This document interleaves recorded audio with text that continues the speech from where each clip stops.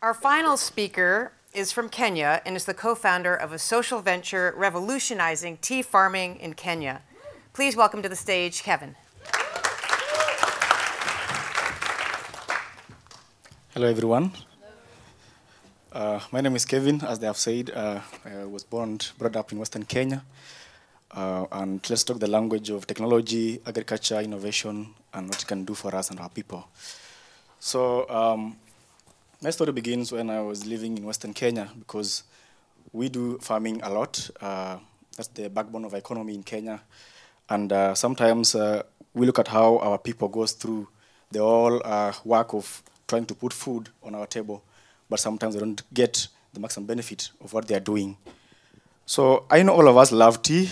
We hate tea in the morning, mostly. And tea mostly is what I focus on, and I want to see people benefiting a lot from this kind of production. So I grew up seeing farmers coming out and going to their farms early in the morning, sometimes raining or as cold as this in Kenya. And they will pick their tea and move along, going to the factories or the tea centers to give out what they've produced in the hope of they're going to get all the benefit that they're working for. But sometimes the handling process and everything doesn't really give them what they need. And a few factors come in, like inefficiencies in time management, lack of will from the factories to come on time and help them, and sometimes bad roads, as we have bad roads in Africa and everywhere else we know. And this really concerns me as being a person in technology, even though I'm not a tea farmer myself. But recently, Brian Stevenson said, we have to get uncomfortable with things that even don't matter to us. And that gave me a reason as to why I should go to this kind of story and try to bring out something that can help them. So last year, I was in a conference, and they asked us, can you do some kind of a venture or an idea that can help people? My friend John and I sat down at a table, and we said, let's think about this process. The value chain, the supply chain. Do they get what they need? If not, what can we do? So I looked at how the tea is grown, the process from the land, from the farm, all the way to the factory. And then along the way, we realized there's so many things that happen, and loss of tea happens there. So if it's myself or my parent that collects 40 kilograms of tea, and by the time they're going to the factory, it's only 20 that they're going to reach there, a loss of 20 kg. That's a lot of money. When that happens, we are actually creating more poverty by ourselves. But in this age and time, I will be uncomfortable to contribute to poverty, as I know most of you will not do that. We want to create economic, efficient people, and not poverty, not poor people. So I'll not sit down and look at people losing what they can have. So then I said, John, let's do this. And that was the birth of Ukulima Halisi, the mobile phone app that can actually connect the farmers and the tea factories by simply making them be on path, communication, because lack of communication in every process breaks down everything. So we said we're going to do a very, very simple application that will enable farmers to dial some numbers. That's the way you do your top-ups. And then they communicate to the factory. They're given schedules, they're given notifications, and they're told, come this day or come that day, or bring your tea or not, don't bring it today.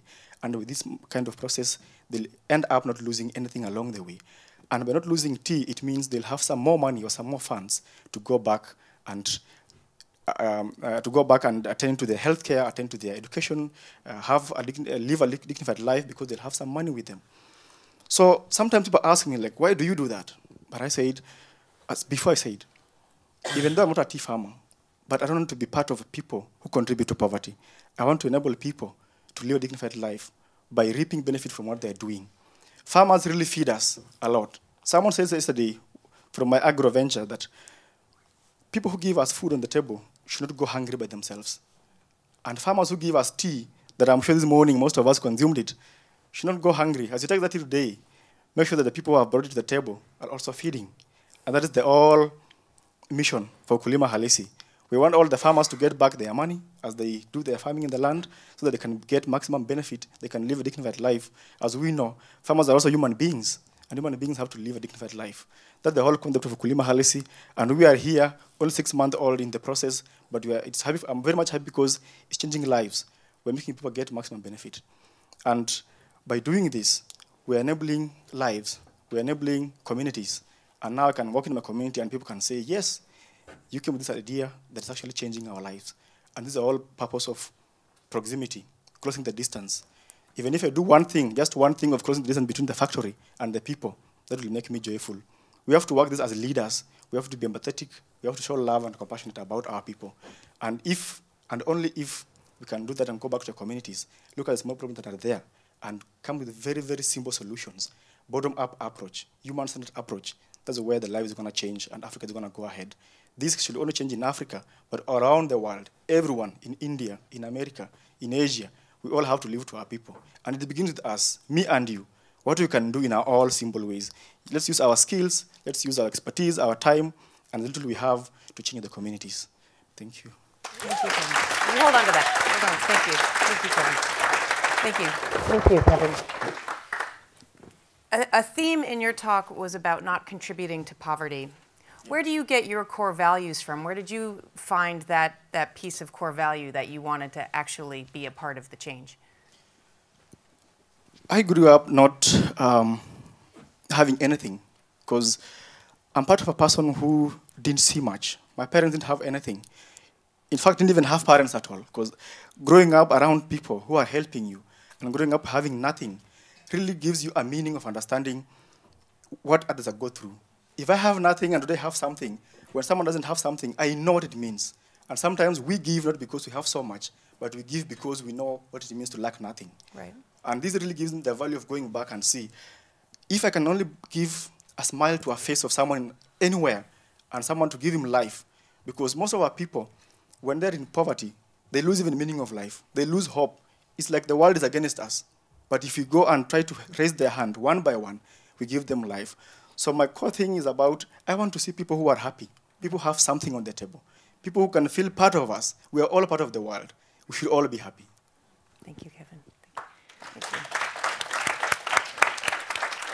Do we have a question or two for Kevin? Or just a smile as he just...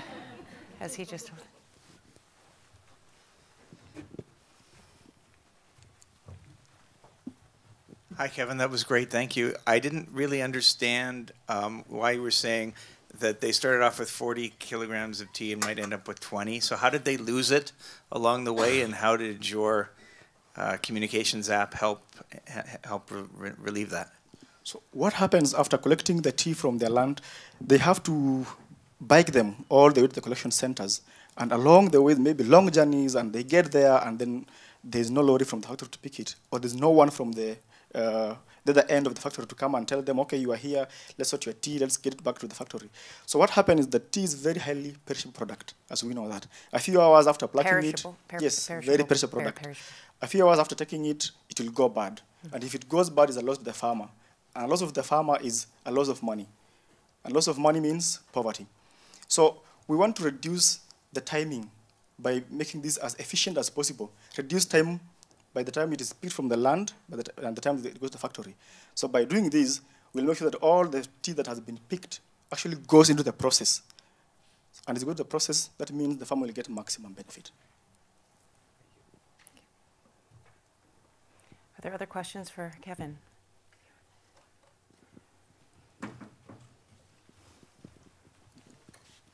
She's a curious one. Well, yes, I've been in development sector for a while, so I'm also concerned. This is a question not exactly to Kevin, but rather to Skoll World Forum and Foundation. We really need a revolution in the field of, I would guess, overall leadership in terms of development sector. And I wonder how we turn all those amazing insights from these local experiences, which have tremendous wisdom and can secure more impact than anything else, into some institutionalized channels, processes, technologies. I would ask really humbly if you could do something on that, and because if big foundations or organizations or corporations won't do this, we have no one to work to lobby for us on that. Thank you for this session. True. We are a small piece of a much larger puzzle, and our contribution is heartfelt but modest, and we do bring, we source and we bring emerging leaders. We have a new program called the Forum Fellows that we have underwritten to come from around the globe, so those local stories can be heard, so that we can give them a platform for their voices, so that we can understand in proximation with each other what it is that can be helpful. We could certainly be doing more. I think everyone could certainly be doing more, but thank you for bringing that up. And I think being in proximation with each other and bringing folks together where they can learn from one another and they can teach us. They can really teach us what it's like in their villages and how we can actually be of true help, like Doreen talked about. Well, at this point, I'd like to invite all of the emerging leaders up on stage so that we can give them a large round of applause.